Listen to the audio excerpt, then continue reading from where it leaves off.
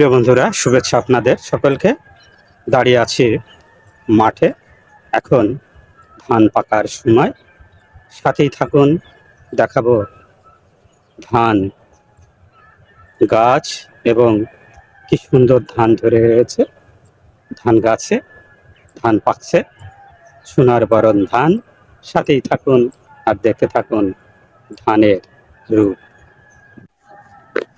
ধান মাটিতে লাগানো হয়েছে, আর এটাই ধান গাছ। ধান গাছে ধান ধরে রয়েছে, সোনার মতো রং চিকচিক করছে। চারিদিকে শুধু ধান আর ধান। এই সময় মাঠে চারিদিকে যেদিকে তাকাই শুধু ধান আর ধান। দূরে মাঠ ভরা ফসলের মাঠ।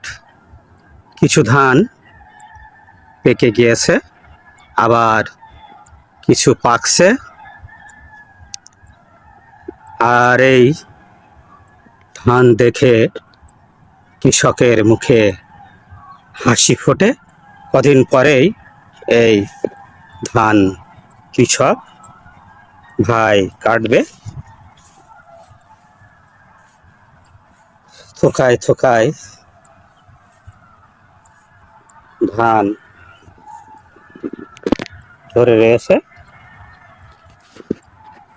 দূরে ওই যে আর এক কৃষক ভাই মাঠে ধান কাটছে। আর এই ধান দিয়ে হরেক রকমের জিনিস তৈরি হয়। হয় পিঠা, পায়েস, মুড়ি, ভাত, হরেক রকমের জিনিস, যা বলে শেষ করা যাবে না। আর আমরা আমাদের প্রধান খাদ্য হচ্ছে ভাত। এই ধান থেকেই মূলত আসে, আমরা চাউল পাই। তাই থেকেই এই ধান থেকেই চাউল হয়। আর এই ধানের মাঠে সুন্দর হাওয়া ধানের বুকে ঢেউ খেলে যাচ্ছে যে। আর এই যে সুন্দর ধান, এই ধান দেখে জুড়ে যায় কৃষকের প্রাণ। ধান কাটার মৌসুম কদিন পরেই শুরু হবে। দল বেঁধে কৃষকরা মাঠে এসে ধান কাটবে। একসময় ধান গুলায় তোলা হতো, এখন আর গুলায় তোলা হয় না, এখন বস্তায় ভরা হয় ধান।